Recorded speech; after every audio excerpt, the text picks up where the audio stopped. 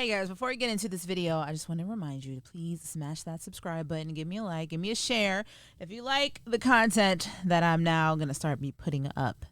I am in love with Pete Davidson so much that I've watched his stand-ups and interviews, and I'm very familiar with his life story, which is reflected in this movie, The King of Staten Island. So if you haven't seen The King of Staten Island, it's available for rent on multiple platforms. I watched it on Xfinity 1999. It's more than it costs to go to the movies twice, so that needs to be fixed. But the film is directed by Judd Apatow, known for films like Pineapple Express, Superbad, that entire Seth Rogen era with Jonah Hill. The movie is out for rent on most platforms. Like I mentioned, I watched it for $19.99 on Xfinity, basically because Xfinity gives me free internet and cable because I endorse them. Hey, Xfinity. How you doing, big head? I've been following Pete Davidson since Guy Code days. He did a few one-offs on Wild 'N Out, then came to SNL, then came Ariana Grande, and then this happened and everything flipped.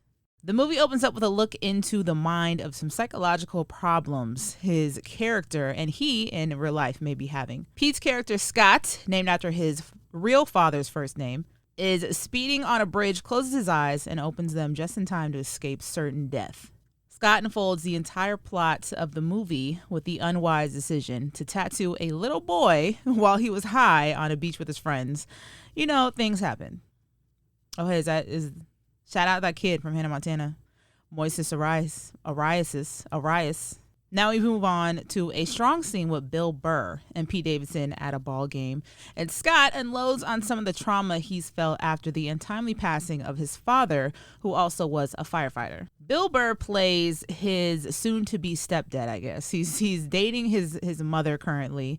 They are moved in. Not married yet, but he's taking on the role of the father who Scott never had, who untimely passed away due to his death in a fire. Now, this scene, in my opinion, is the core of Pete Davidson's humor. It's also mirrored to Bill Burr as well.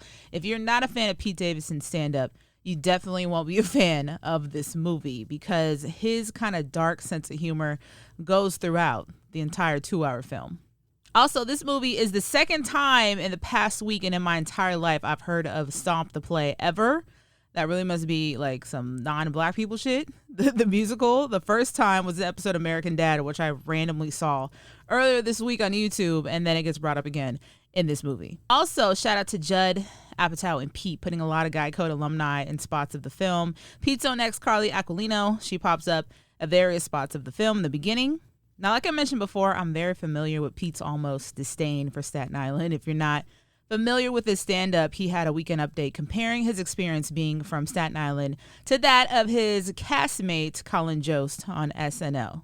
More friends of Davidson in real life show up as MGK plays a tattoo artist for a few seconds, which Scott ends up trying to apprentice to get better at his art. One of the noticeable tones throughout the movie is how Scott's hometown friends think that Staten Island is cool, which opens the conversation, do you have to move out of the city you're from? This is also tied into the other underlying focuses of the movie, dealing with depression, failure, insecurities in yourself, while discovering that in caring for others, as Scott found caring for the 2 younger children of Ray, played by Bill Burr. This is your film minor alert. This is where I'm gonna get extra just indie, just super unnecessary artsy right now. This movie just reminded me of the 2020 version of Dito Montiel's The Guide to Recognizing Your Saints, seen here. This is also one of my favorite films ever. It's the new age progressive comedic version of that story.